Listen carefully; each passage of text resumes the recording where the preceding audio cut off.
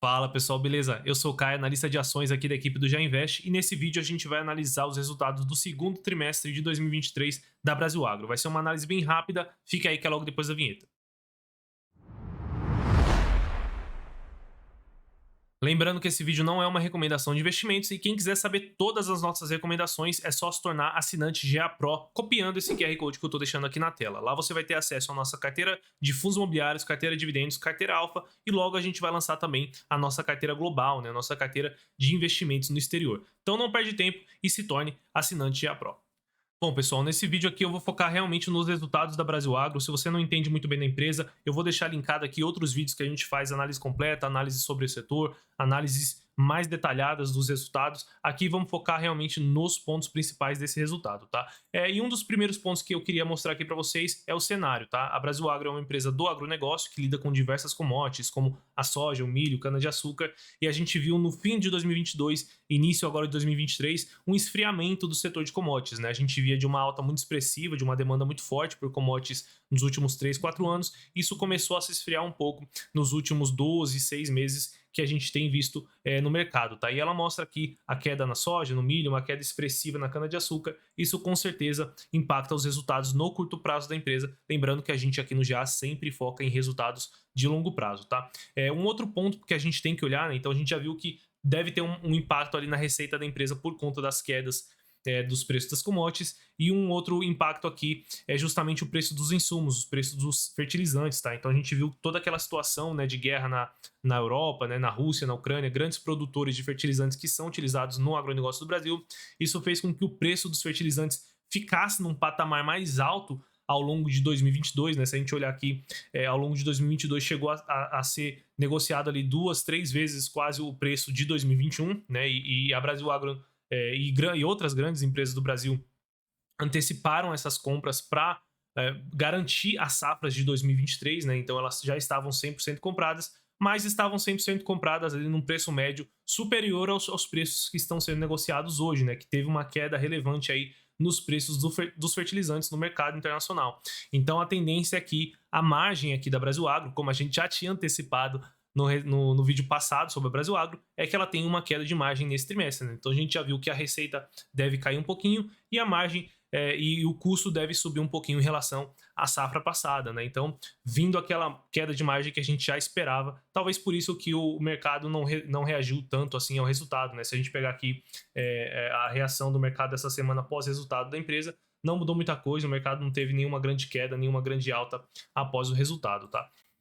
Continuando aqui, então a gente já viu sobre o cenário macro da empresa, os fertilizantes, e agora sobre as culturas da empresa, né? Se a gente olhar aqui as quantidades faturadas e realmente o que aconteceu com cada cultura da empresa, né? Se a gente olhar aqui, por exemplo, a soja, que ela vendeu menos esse trimestre do que o que ela, nesse semestre, na verdade, né, os 6 meses 23 que ela considera do período safra dela, vendeu metade do que vendeu nesse mesmo período do ano passado, então isso acaba impactando sim a receita. Isso não é porque ela não tem soja para vender, é porque ela decidiu vender mais soja do que o normal nesse mesmo período do ano passado, mas isso impacta o resultado dela, tá? Então, a gente até falou aqui no GA que não vale muito a pena ficar olhando os trimestrais dessas empresas do agronegócio, né? Principalmente a Brasil Agro, não faz sentido, tem muito efeito no recorrente, muita coisa que faz parte do negócio, e o investidor iniciante ali pode às vezes achar que isso é ruim. Então, como eu estou explicando aqui para vocês, isso não é ruim, isso faz parte do negócio, né? Se a gente olhar aqui o preço da soja não chegou a cair tanto, então o impacto mesmo ali foi em questão de o quanto que ela conseguiu vender e diluir os custos, fazendo acontecer aqui uma queda de margem, tá? Se a gente olhar, ela teve queda de margem em todas as outras duas colheitas aqui principais dela, nesses primeiros 6 meses de 23, tá? Principalmente aqui na cana, se a gente olhar, a cana teve uma queda de preço muito forte, saindo aqui de 203 dólares para 158 dólares, né? Uma queda bem expressiva. Uma quantidade faturada menor também, por uma questão de um impacto de uma queimada que ela teve numa das fazendas da Brasil Agro, mas é uma coisa também pontual. Então, assim, no resultado trimestral, pessoal, vai ter várias coisas pontuais que, quando a gente olhar no longo prazo, não vão importar tanto, né? Então, a gente tem vários aqui efeitos, impactos pequenos ali cada trimestre, e o que importa é a gente olhar a direção da empresa, né? Então, se a gente olhar os fundamentos da empresa, a gente vê que a receita aqui, ó, vem crescendo, né? Quando considerados os anos fechados, né? Até 2021, 2022, tem que aguardar a colheita terminar, até aguardar o período safra terminar para a gente realmente olhar aqui o que aconteceu, né? Mas a gente vê que a direção da empresa é muito boa, né? O lucro crescendo, a margem EBITDA evoluindo, a margem líquida evoluindo, a empresa pagando dividendos, como a gente vai ver aqui embaixo, a empresa pagando bons dividendos, né? Quem recebeu o dividendo em 2022 recebeu aí por volta de 15%, 16% de dividend yield em 2022. Então é isso que a gente olha, tá? No trimestral, como eu comentei, vai ter vários efeitos, tá? Continuando aqui, a gente segue acompanhando o plano de crescimento da empresa. Então, o CAGR de crescimento de terras aqui, crescimento de área plantada dela segue ali num patamar mais alto do que o normal, né? Crescendo aí quase 6% ao ano. A média da Brasil Agro é 3%. Muito bom, tá? Aqui a gente vê as diversas culturas que a empresa trabalha, tá? Então, soja, feijão, milho, cana-de-açúcar. E essa diversificação que dá uma certa resiliência para o Brasil Agro. Então, nesse trimestre teve uma queimada lá que atrapalhou a colheita de cana-de-açúcar. Aí ela tem, né? Ela tem feijão, ela tem, enfim, o pasto, ela tem a soja, o milho, e por isso que ela tem essa diversificação. Isso faz parte de uma das vantagens da empresa, tá? Então, seguindo aqui, a gente vê também como que está o status da safra, se tem alguma coisa que talvez valha acompanhar na Brasil Agro no trimestral, talvez seja isso, mas a gente vê que a empresa é muito eficiente, tá? Então 100% já está plantado, né? A gente vê aqui o segundo trimestre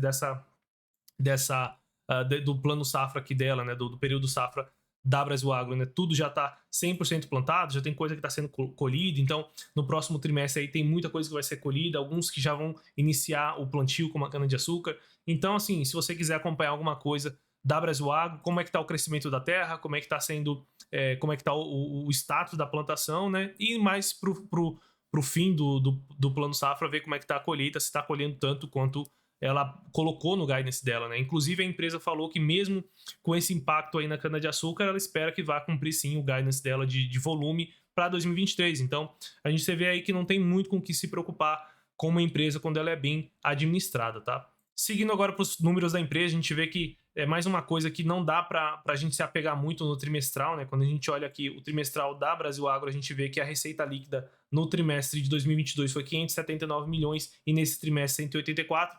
Por que disso? Porque ela teve uma venda de uma fazenda muito grande no ano passado, no ano de 2022, né? Quem acompanhou os vídeos aqui viu que isso aconteceu, né? Então, isso acaba dando um certo efeito quase que de não recorrente no resultado dela. E aí, quando você compara com um trimestre onde ela não teve uma venda de fazenda, faz parecer com que o trimestre veio pior do que ele realmente veio, tá? Então, a minha recomendação aqui realmente para vocês é quase que ignorar os resultados trimestrais da Brasil Agro, tá? Quem quiser investir em agronegócio tem que se acostumar a olhar somente o anual, tem que se acostumar a se livrar um pouco desses ruídos e desses probleminhas de curto prazo, tá? A empresa executa bem na safra ali, no ano a ano, às vezes em dois anos. Então, são empresas que você tem que realmente ter uma mentalidade de verdade de investidor de longo prazo para poder investir, tá? Porque senão você vai acabar sempre achando que a receita caiu 91%, né? Como a gente viu aqui, ou que o lucro inclusive deu prejuízo, né, aqui nesse trimestre, que deu prejuízo, que a empresa está indo pior, quando na verdade é um monte de efeito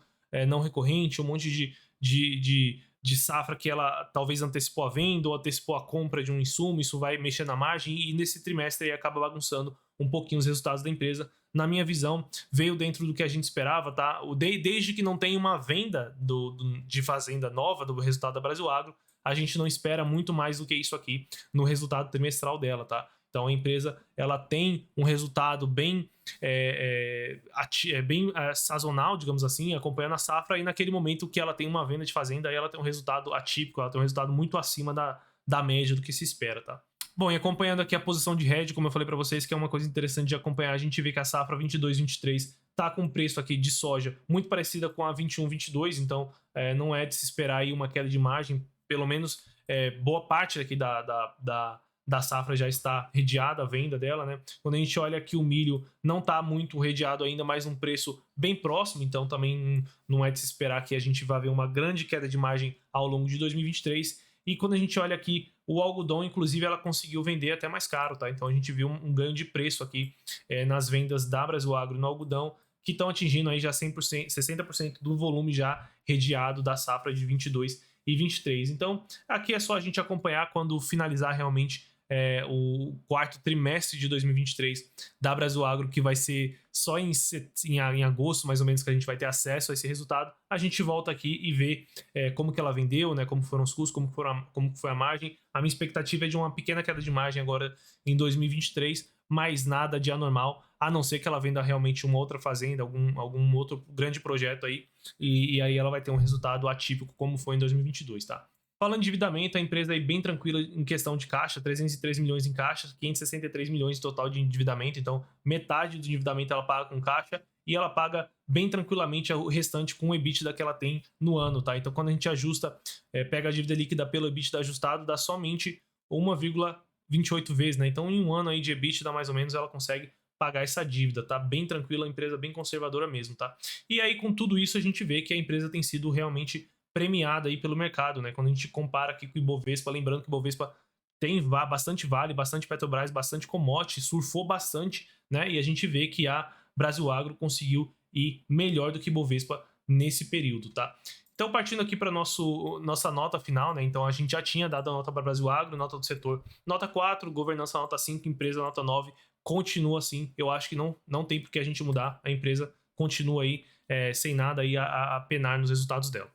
Bom, pessoal, pelo vídeo de hoje é isso. Como eu falei para vocês, não faz tanto sentido acompanhar o trimestral ali da Brasilagro, a não ser que você queira acompanhar de perto ali esses números operacionais, né? Como anda o plantio, como que anda o crescimento ali da área plantada, né? Como anda o preço das commodities, como andam os fertilizantes. Mas, tirando isso, foque no resultado anual do ano safra, tá? Então, lá para julho, agosto, a empresa vai lançar o resultado anual e aí sim você compara com a safra anterior e aí você vai ver se a empresa evoluiu ou não, se ela está entregando o que ela disse que entregar ou não, e aí você avalia se ela é uma boa empresa ou não, tá? No trimestral a gente pode até olhar de uma forma, até aprender com o resultado, mas você não tem que utilizar ele para tomar decisão se a empresa está indo bem ou não. Como eu vi sendo noticiado por aí que o resultado foi muito fraco, não tem como tirar essa conclusão por esse resultado, tá, pessoal? Na minha visão, veio dentro do que a gente esperava, beleza?